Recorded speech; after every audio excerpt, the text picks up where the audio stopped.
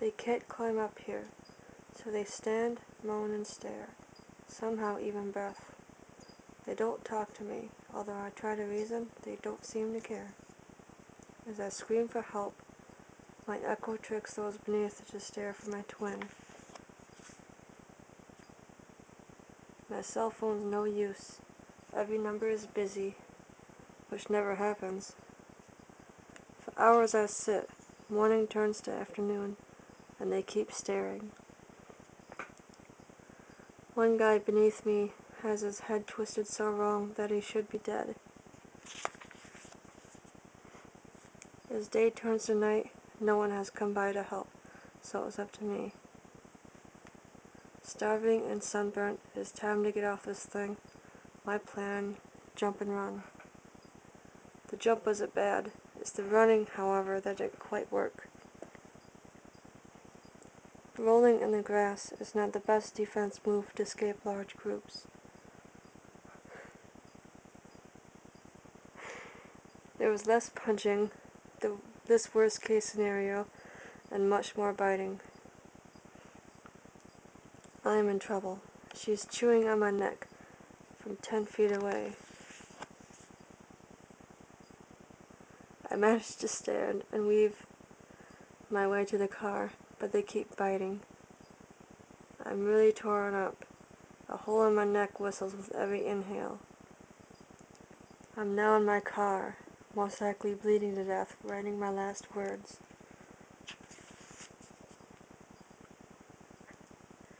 Anyone out there reading this haiku journal, give this to my mom. Dear Mom, I love you. This ain't my most poetic, but I really hurt. Something is not right. If my blood is in puddles, why do I feel strong? After I was bit, I knew I was in trouble. When I bit me too. There's nothing quite like the pain you feel while dying, switching to hunger.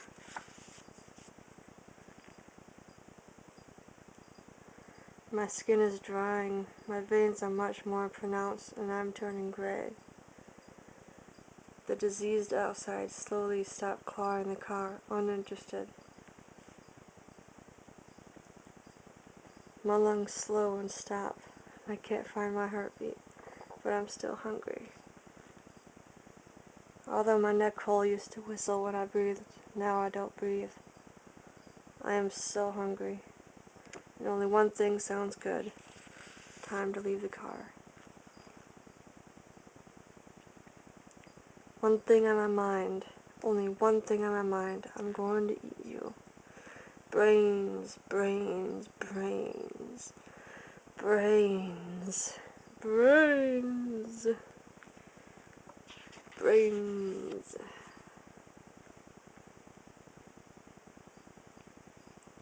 I exit the car as the others slouch away off for fresher food.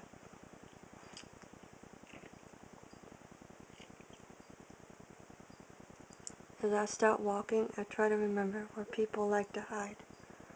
My memory slows, and I can't remember much, but I know enough. I remember home, and I remember my mom and her meaty thighs. I can remember good food that Mom used to make. I bet Mom tastes good. Walking down the streets, I just barely remember how to find her house.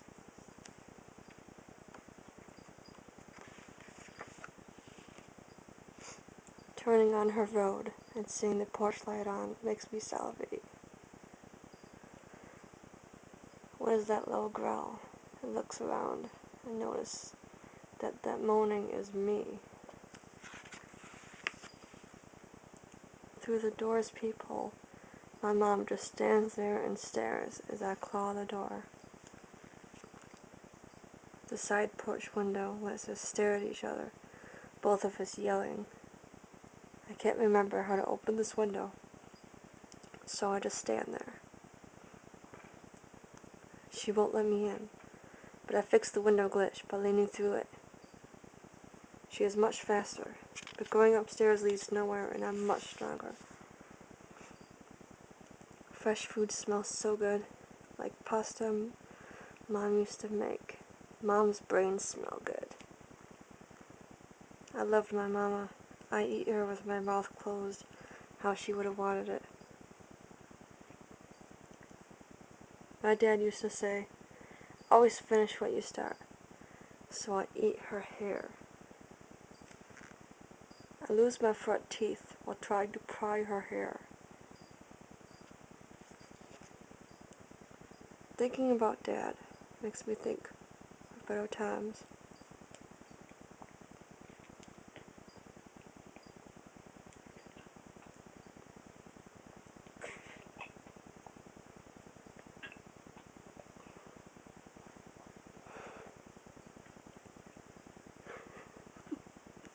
What are you doing? I bet Dad's upset. He probably came back too. But coffins are dark. The animation would be much more difficult inside of a coffin.